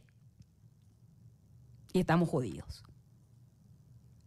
Este libro que vos escribiste, que es Dejamos Constancia, tiene que ver con la Cámara de Diputados. Tiene que ver con discursos, porque, bueno, como te decía, yo siempre actúo en... Algunos discursos que yo realizo son discursos improvisados, que me salen ahí en el momento, que son los más virales. Sí. Eso también tengo que decir. Los más virales son aquellos que realmente vienen desde acá, desde mi estómago, desde mi sentimiento. Nuestro segundo cerebro. Sí, nuestro segundo cerebro. Esos son los ultra virales. Ahora, también nosotros dentro de ese ejercicio hemos diseñado algunos discursos que fueron realmente estudiados, pensados. El primero de ellos, imagínense, yo entré en junio del 2018 y todo era muy espontaneísta, etcétera, etcétera. Después yo digo, basta un poco. ¿Voy a hacer lo mismo de siempre o vamos a empezar a reflexionar lo que tenemos que decir? Y ahí viene rebelión en el Parlamento. El primer discurso que yo presento escrito, no la primera intervención que tuve en la Cámara, y hago un paralelismo con Rebelión en la Granja, ¿verdad? Un libro extraordinario. Sí, de George Orwell, que hay que leerlo, ¿verdad? Sí, hace poco lo releí. Sí, es muy bueno. Es fabuloso. Y yo empiezo, para que me atiendan, yo saco una zapatilla de la cartera. Sí. Y golpeo mi zapatilla. Sí. Golpeo mi zapatilla en la mesa y ahí empiezo, ¿verdad? Y realmente acá, cuando uno relee esto, simplemente se da cuenta de que hoy estamos repitiendo un ciclo. Estabas hablando hablaste de González Daer, o sea, justamente no me dejaron terminar este discurso. Este discurso está acá porque la verdad es que no lo pude terminar en la cámara porque ellos los colorados se levantaron y dejaron, porque yo acá relataba, como si fuera, bueno, una lectura obligatoria, ¿verdad? Me parece un librito chiquitito, librito fácil de leer, en una sentada de baño, como se dice, uno ya está liquidado el libro. Y agarro y yo empiezo a hablar de la granja Manor y de los cerdos de Inglaterra, ¿verdad? Los cerdos que le hacen el golpe de Estado, digamos, al dueño de la granja. A los humanos. Y muy simpático porque nos llama cerdos, presidente. Esto ya es el colmo. Es una maleducada y no vamos a permitir. Después yo decía, hijo del mal, esta gente no tiene idea, no permite ni siquiera escuchar para entender cuál lo que era la idea. Y la idea era un poco la moraleja de lo que estaba ocurriendo dentro de la Cámara, donde el mago Merlín, que después se fue preso, hoy está condenado, ¿verdad? Que era presidente de la Cámara, no nos dejaba hablarle. No cerraba el micrófono, era una manera recurrente de violencia. No, es que está pasando en este periodo nomás eso. Merlín Cuevas lo hacía de manera sistemática contra las mujeres en la Cámara. Entonces yo dije, bueno, basta. Yo no pensaba usar mi zapatilla. Yo llevé mi zapatilla para ver si daba el ambiente para usar mi zapatilla. Me inscribo yo en la lista de oradores y en lugar de hablar yo, Merlín, que era el presidente de la Cámara, le da a un hombre para empezar a hablar. Y ahí me puse histérica.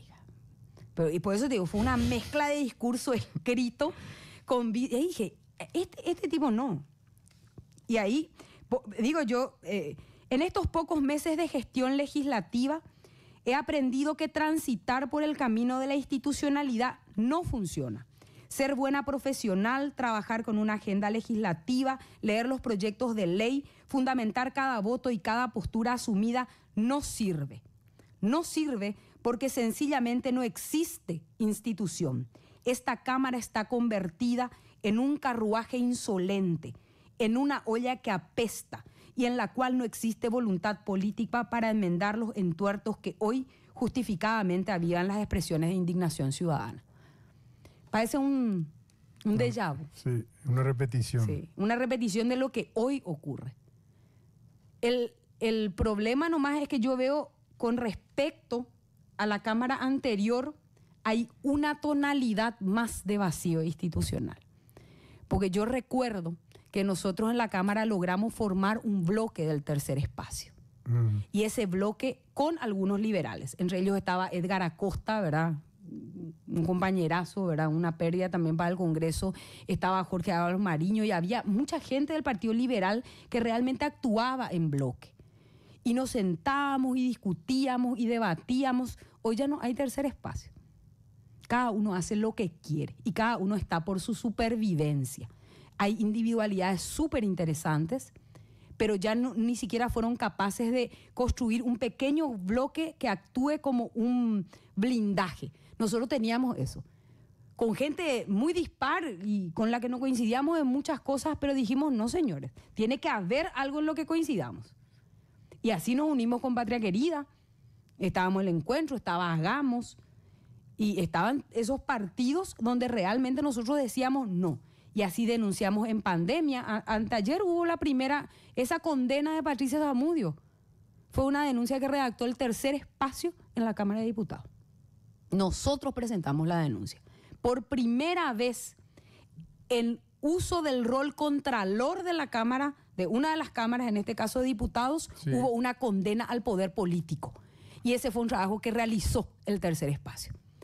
Hoy ya no hay esa sinergia virtuosa minoritaria se rompió. Por eso es que este discurso hay que tomarlo en este contexto. Pasaba la misma cosa, pero hoy es un poquitito peor.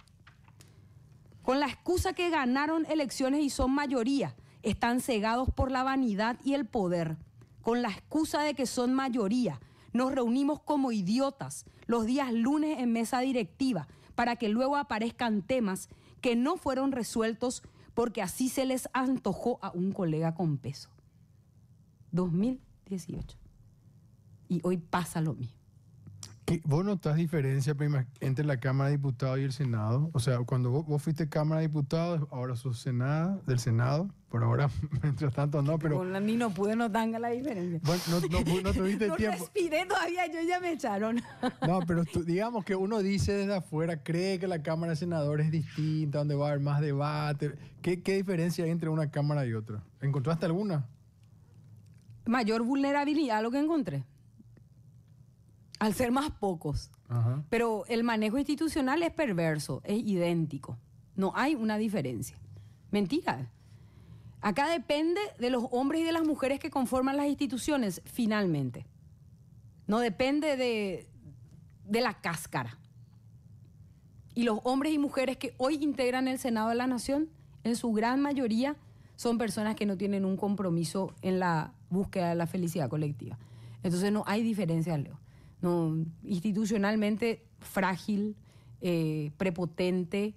Yo no vi, al revés, mucho más, porque al ser más pocos tenemos mucha mayor exposición y vulnerabilidad. Eso es lo que yo encontré. Pero no funcionan las comisiones, no funciona la misma cosa que pasaba en diputados.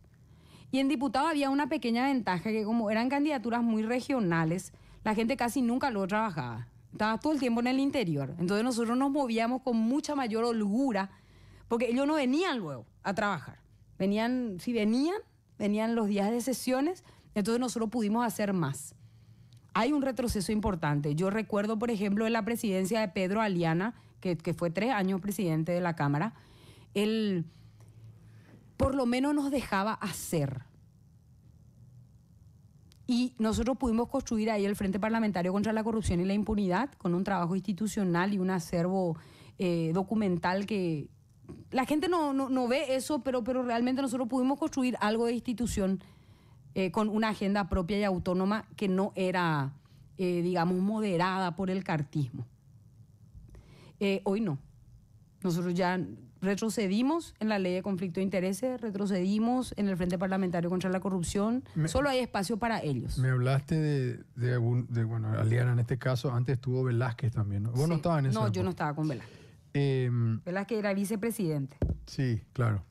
El embajador norteamericano, cuando le declara corrupto a Cartes, en un momento se habló de estos famosos sobres.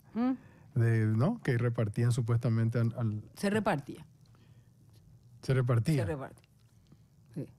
Y era cierto que se iban al despacho del presidente y él mismo entregaba los sobrecitos. Eso es lo que se decía, digamos. No, yo recuerdo en una oportunidad, yo siempre decía, si la fiscalía llega a allanar a fin de mes la Cámara, va a encontrar ahí a los delincuentes.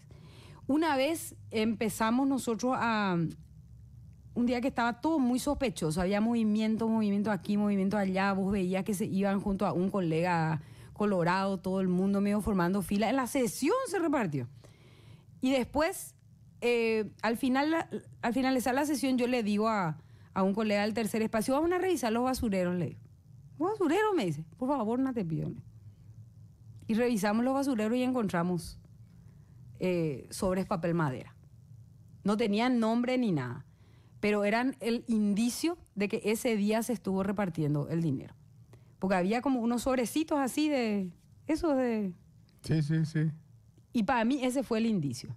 Pues significó que quitaban del sobre y pusieron no sé dónde, ¿verdad? Pero tiraron el sobre en los basureros. Lo encontramos en todos, pero sí encontramos en muchos el sobrecito. Y cuando el embajador hace este tipo de... Claro, él no hace por sí solo, digamos. Esto es una decisión del Departamento de Estado. ¿No te parece que tendría que haber hecho un poco más? O sea, o está diciendo, ustedes encárguense de esto. Por lo menos hagan esto. El problema es que nosotros queremos esperar de una potencia extranjera la solución a nuestros problemas internos. Y no se puede.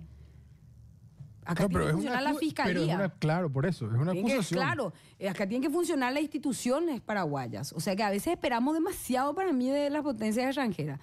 Es como que esperamos que alguien venga, porque siempre tenemos ese pensamiento mágico, ese Mesías que tiene que venir y se tiene que bajar y nos tiene que salvar.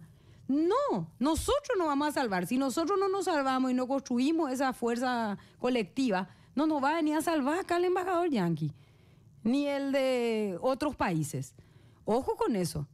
Ellos hacen su parte en defensa exclusiva y excluyente de sus derechos.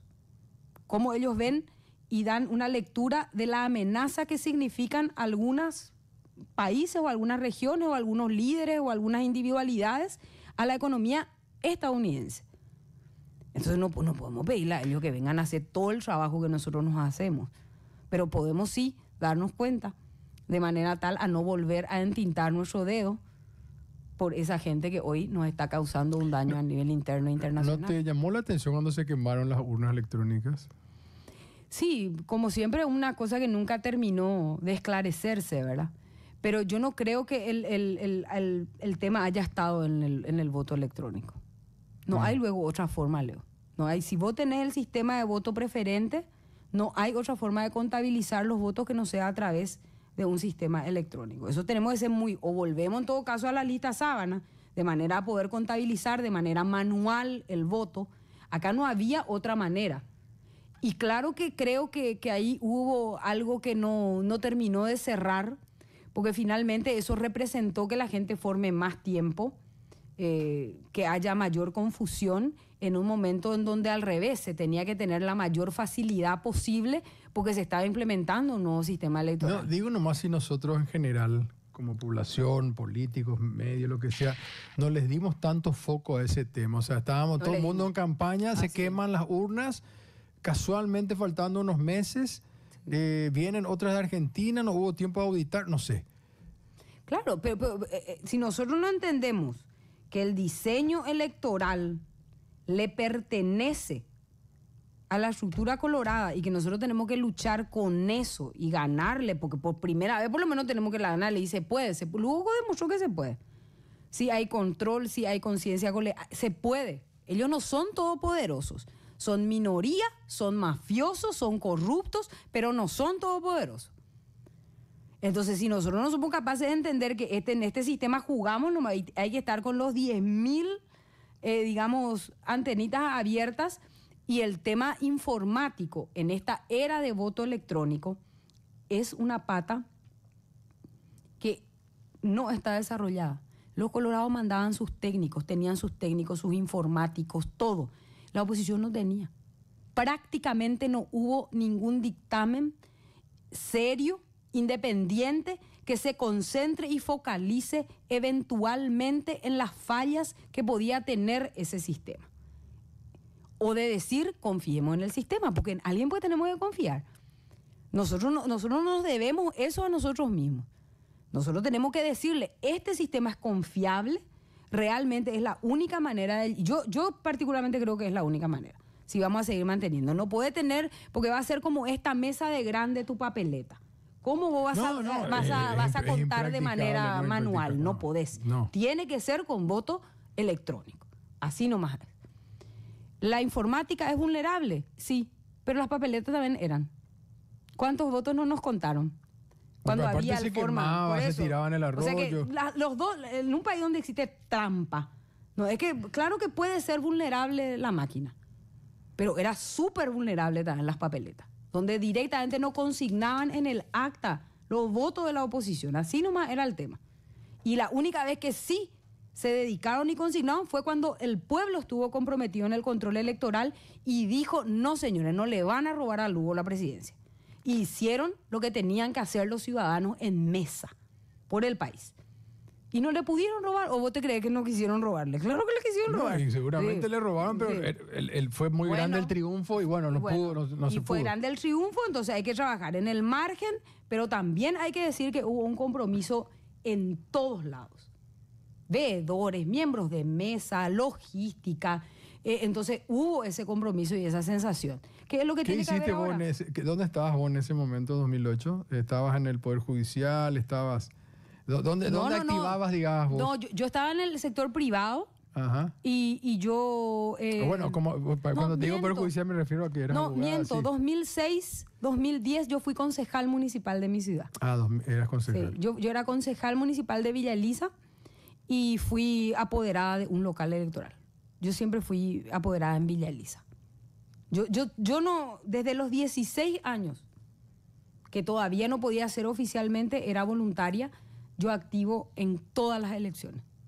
Ese es un compromiso que yo tengo, sea como miembro de mesa, sea como apoderada, sea trasladando gente en el sentido de logística. Claro, porque claro. Hay mucha gente que no tiene cómo movilizarse. En el tema de agua, tema de las ayudas que se tienen que llevar, un agua, sandwichito, comida, lo que sea. todas esas cosas, siempre estamos nosotros activando. No, nunca dejamos de activar. Yo puedo estar desde midiendo en casa y haciendo lo que tengo que hacer. Hablando de activar, ¿no estás activando en redes sociales? Casi no. ¿Por qué? No estoy, Leo. Y todavía no estoy bien. Yo creo que le transmito, y eso se transmite mucho, la autenticidad, lo que uno se siente. Entonces estoy haciendo muy poco. Todavía no estoy activando. O sea, ¿no tenés muchas ganas ahora de hacer eso porque no estás bien, digamos? No. Y aparte que estoy muy concentrada en el proyecto, ¿verdad? Yo estoy concentrada en mi libro, me siento muchísimas horas en la compu, entonces trato de no tener luego el celular cerca. La gente dice, ay, no respondes luego, ay, que esto no te hacen. No, porque es que es un distractor esto para poder concentrarte y escribir. Decir que las mujeres somos grandiosas y podemos hacer 1000 cosas al mismo tiempo. Porque es cierto, no, mira, las mujeres caminamos, comemos chicle sin inconveniente. Ustedes ya se tropiezan 5 veces. Mi profesor de yoga me decía que las mujeres, está estudiado en el yoga, pueden hacer por lo menos 6 cosas al mismo tiempo y lo pueden hacer perfectamente bien, digamos, ¿no? O sea, eso está estudiado. Sí, pero estoy todavía desactivada en redes sociales porque también quiero ver cuál es el perfil que lo cual no significa que estoy inactiva. Yo estoy ayudando, estoy colaborando, mi compromiso está firme. Yo quiero que eso sepa la gente, no es que yo me retiré, no es que me piché, no es que no, me estoy tomando una etapa de duelo, quiero que la corte cierre mi duelo. Yo tengo derecho a cerrar este duelo. Y que me digan, porque yo vivo de mi trabajo, a mí me despidieron, hablando en términos así comunes, me despidieron de mi trabajo. Me dijeron, a pesar de que tenés derecho, nosotros te sacamos de acá, te desalojamos de acá. Entonces yo también tengo que replantear mi vida laboral. Pero si vos tuviste 100.000 votos, no tenés subsidio electoral. No, el subsidio es del partido. El partido administra. Y hoy nosotros tenemos una fractura dentro del Partido Encuentro Nacional. ¿Vos te afiliaste al partido? Yo me afilié al partido buscando justamente convertir, porque finalmente hay Pero si tuviste 100.000 votos, ¿acaso no te tiene que tocar nada algo de dinero? Acá nosotros estamos pidiéndole al Encuentro Nacional que transparente el subsidio electoral. Que se haga un presupuesto participativo. Que ese es dinero de la gente, Leo. Ese es dinero que paga el contribuyente paraguayo. ¿Cuánta plata es? Y más o menos 5.000 millones se destina. Y eso tiene que manejar la conducción partidaria. Eso no es un dinero que me toca a mí. No, claro que no te toca a vos. Pero si yo vos estás despedida, claro, y mi candidata número 1 tiene más de 100.000 votos, yo tengo que ver cómo le mantengo, por lo menos le ayudo en algo. Eso debería ser el compromiso de un partido serio, que piensa en proyección y en perspectiva. Pero hoy los partidos políticos están copados por el cartismo. Todos. Todos. Y ese es el enemigo al que hay que enfrentar. Y si nosotros queremos ser diferentes, tenemos que hacer las cosas diferentes. La administración de ese subsidio electoral, y eso le digo a quienes están en la dirigencia del Partido Encuentro Nacional, yo no voy a dejar de balde. Es dinero del pueblo paraguayo. El pueblo paraguayo tiene derecho a empezar a romper ese oscurantismo y ese secretismo en el manejo de fondos que constitucionalmente deben servir no para beneficiar a las cúpulas y a los dirigentes de partidos de maletín, sino para beneficiar a la formación de cuadros de conciencia cívica, y eso es lo que vamos a hacer. A mí no me arrodilló el cartismo, no me van a arrodillar los esbirros del cartismo. Y eso quiero que quede claro. ¿Y qué vas a plantear para que eso no pase en el encuentro? Estamos planteando, no sé, vamos a ver, nos estamos planteando. Todo el tiempo estamos pidiendo, hoy ya estamos pidiendo rendición de cuentas, estamos pidiendo transparencia. Si no hay, la ciudadanía en su momento va a saber. La verdad es que prácticamente hoy existe un acuerdo de inauditabilidad de ese tema. Cada uno maneja como su caja chica y no sirve así, no sirve así. El subsidio se tiene que utilizar, y así lo dice la Constitución Nacional, para poder formar cuadros, para poder convertirse en esa bisagra que necesita el ciudadano con ese monstruo Estado. Y a mí no me van a hacer correr con la vaina. No lo hicieron los cartistas, no lo van a hacer dentro de esa estructura política. Puedo retirarme, claro que sí. Pero no va a salirle a ellos simplemente la jugada, porque es vergonzoso que quieran utilizar a figuras para ganar subsidio electoral y que después no quieran rendir cuentas.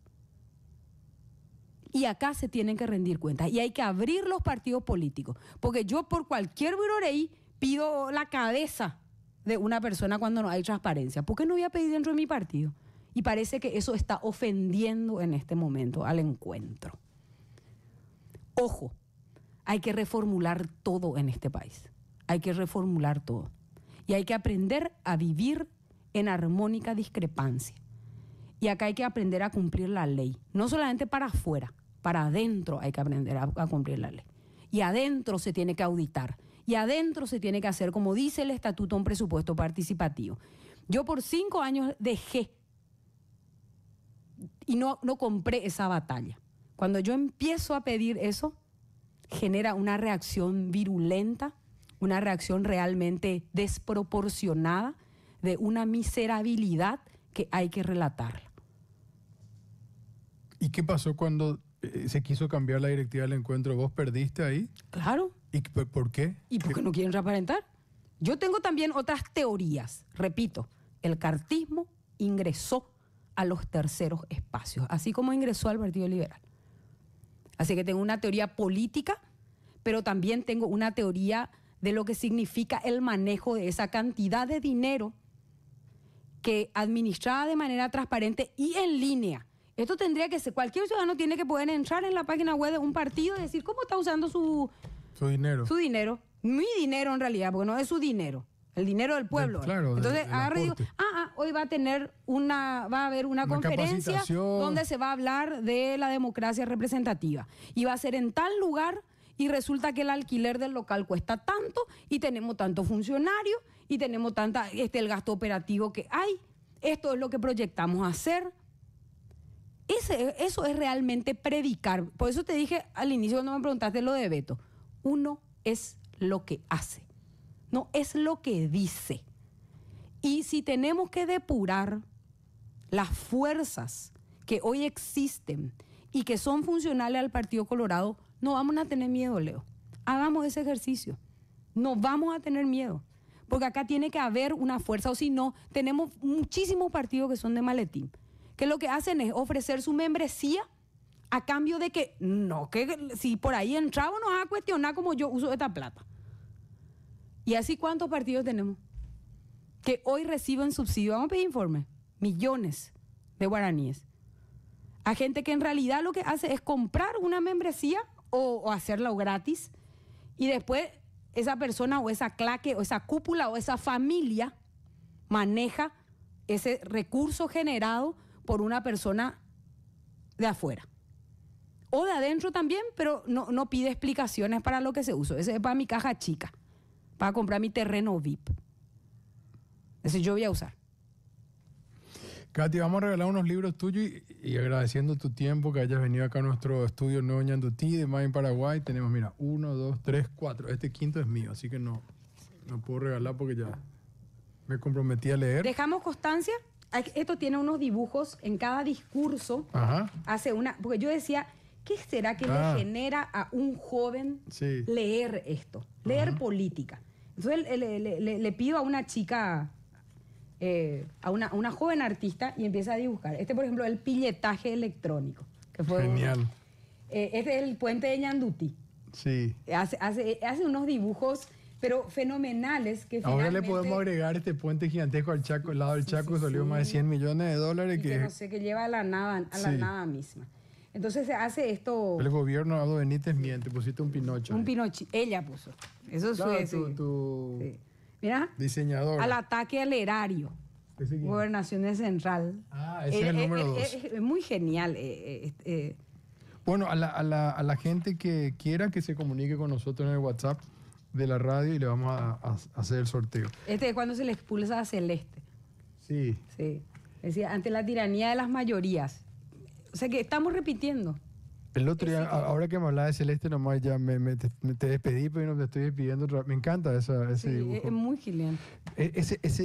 No sé si viste ese cuchicheo de Lizarel atrás con Cachito Salomón mientras estaba hablando Blanca Ovelar, hablando y te estaba hablando de tu caso y de las mujeres y los otros acá ahí a medio metro cuchicheando y cagándose de risa. Y vos decís, no puede ser tan irrespetuoso. No nos escuchamos, ellos no escuchan. Pero vos sabés porque ustedes no escuchan el sonido ambiente. Concentrarse en ese lugar es un desafío que solo las mujeres podemos lograr. Que solo las mujeres podemos lograr. Porque te cuento que acá te habla uno, ahí te habla el otro. Es una cosa así. Acá está el libro. Sí, ahí está, dejamos constancia. Todo es dibujo de un poco... Yo le decía yo le di a ella, si yo le entregué el manuscrito y le dije, hace magia. Dibujo, está bien. Este es Cartas a Marito, o La sordera del Estado burocrático. Es otro libro. Este es otro libro. Estos son 9 cartas que yo le envío a Mario Abdo Benítez en pandemia, sugiriéndole reformas. O sea, yo soy súper hiperactiva. Yo tengo que hacer algo. Entonces hice durante la pandemia. Hice durante la pandemia. Fueron 9 cartas que hablé del tema de Itaipú, el tema de la renta básica, el tema de educación, el tema de la reforma del sistema de salud, que yo creo que perdimos una inmensa oportunidad en pandemia de empezar a hablar y discutir y digerir una reforma de salud. Y esto fue Derecho Parlamentario y Técnica Legislativa en Paraguay, que el cartismo se encargó de hacer famoso este libro. ¿Ah, sí? Porque leen en mi pérdida de investidura, leen esto y leen porque este libro nace un poco de la necesidad. Cuando yo entro a la Cámara, en el 2019 fue, yo le digo a la gente, ¿verdad? 3.000 funcionarios por ahí, ¿verdad? Le digo, ¿no me pueden traer el manual acá de técnica legislativa para que yo pueda interiorizarme y pueda hacer las leyes? No hay Geisha. ¿Cómo va a ver? Le digo yo. Tiene que haber algo. No hay. Está la Constitución, lee. La Constitución tiene el esqueleto. Claro. O sea, no nos podemos manejar así, digo. Y empezamos a escribir con la doctora Alba Rojas, que colaboraba en mi despacho, Derecho Parlamentario y Técnica Legislativa en Paraguay. Esto tienen que leer los parlamentarios, entonces. Tienen que leerlo. De hecho, que hoy es uno de los únicos libros en el Paraguay que habla de derecho parlamentario, que es una rama que hay que independizarla del derecho constitucional. Porque hoy en las facultades de Derecho se estudia la materia Derecho Constitucional como un todo, y dentro de ese apéndice entra el derecho parlamentario. Okay. Pero como el derecho parlamentario es tan importante porque impacta en la vida, ya la mayoría de las universidades ha dispuesto la autonomía de la materia y se dicta derecho parlamentario como derecho parlamentario, como una cátedra independiente donde se estudian las particularidades y peculiaridades. Por supuesto que en este libro no se agota el tema, pero es apenas una introducción. Claro. Y yo en un capítulo hablo de la pérdida de investidura. Y en realidad, más allá de que hoy estoy madurando esa tesis y un montón de cosas, yo expongo todo lo que pasó en el 2018 con las pérdidas de investidura. La primera pérdida de investidura se da el 31 de diciembre del año 2017 y fue para González Dara. Fue la primera vez que se activa esta figura constitucional. Yo hago un recuento desde las constituciones del año 1940, pasando por todas las constituciones que tenían la potestad disciplinaria y el poder de expulsar a un legislador y cómo fue evolucionando. Aparte de eso, yo me decanto, porque se hace un estudio de las formas y del fondo.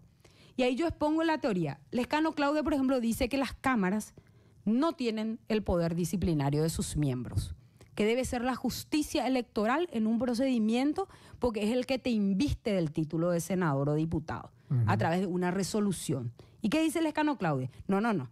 Si hay un problema del 201, que es el uso indebido de influencia o la violación del régimen de incompatibilidades o inhabilidades, es la justicia electoral la que tiene que abrir un proceso. Y el profesor Juan Carlos Mendonca dice, no, es innegable que el poder disciplinario está en la Cámara. Pero las mayorías no son simples. Tenemos que interpretar el artículo y las mayorías tienen que ser calificadas. Porque si para desaforar a un legislador o aplicarle una sanción de suspensión vos requerís 2/3, para lo más que es una expulsión, deberías también requerir 2/3. Y esa fue la tesis que finalmente adopta la resolución 429, que violaron 23 senadores. Esa es la tesis que ellos adoptan. No lo hicieron con esta argumentación, porque los pobrecitos hacen nomás las cosas, ¿verdad? Pero en mi libro yo sostengo la tesis de las minorías, de las mayorías simples. Pero mi tesis le ganó a mi tesis la resolución. Y en mi tesis yo digo, no. Ojo que esto no se tiene que concentrar en las mayorías o minorías. Si bien es cierto, es un aspecto, y yo me decanto por la mayoría simple, como establece el 185, acá lo importante es la causal. Y que el Congreso no puede de manera arbitraria aplicar la figura para perseguir a la disidencia. Y eso lo dice claramente, pero ellos solamente leen el parrafito y no leen el contexto, ¿verdad? Entonces a mí me encantan los desafíos, porque ahí le ganamos 6-0 ahí en lo que fue la argumentación. El fundamento. Sí. Entonces yo escribí muchísimo. ¿Y el último libro se llama, me decía que estaba escribiendo? 4 horas y 21 minutos. ¿Es el título? Sí. Nunca más un 14 de febrero. ¿Y cuándo sale? ¿Tenés idea? No todavía. Pero estás escribiendo entonces. Estoy terminando. Ayer me expulsaron. En mi libro ayer me expulsaron, te cuento. Pero hoy empieza ya el periplo internacional, el tema de los comunicados. Sí. Y fue muy, muy doloroso, porque te juro que ayer estuve súper mal. Porque ayer me expulsaron. Ayer viví otra vez ese momento. Es un capítulo un poco largo, justo el 14 de febrero, un capítulo muy largo, porque cuento todo, desde la mañana. Amerita desde la madrugada, qué pasó, ¿verdad? Ese día yo no había dormido, ¿verdad? Porque estuvimos trabajando en el tema, toda la presión. Entonces se hace toda la descripción de ese proceso y finalmente, ¡pax!, me fui de la cámara. Y termina ese capítulo con la última imagen que para mí es imborrable. Cuando yo salgo de mi despacho, de ese despacho que está ahí atrás, que Ignacio tiene tanta ética, imagínate, él no quita mi cartel. Para mí es maravilloso. Yo salgo de esa puerta y vos sabés que las limpiadoras hacen un cordón. Y yo paso en el medio de un cordón humano que me decía fuerza, dale. O sea que, imagínate, era la dignidad del más humilde, el que no tenía miedo, porque el resto también apoyaba. Pero los que se animaron todos fueron se daban cuenta, humildes, nos dábamos ¿entendés? cuenta de lo que estaba pasando. Y ellos fueron así, y esa imagen para mí es muy fuerte, muy fuerte. Estoy seguro que va a ser tu regreso. Gracias, Katia, por venir. Por favor. Muchas gracias. Al final me quedé hasta las 11 y yo tenía algo que hacer. Pero bueno. Hacemos la pausa y ya volvemos, dale.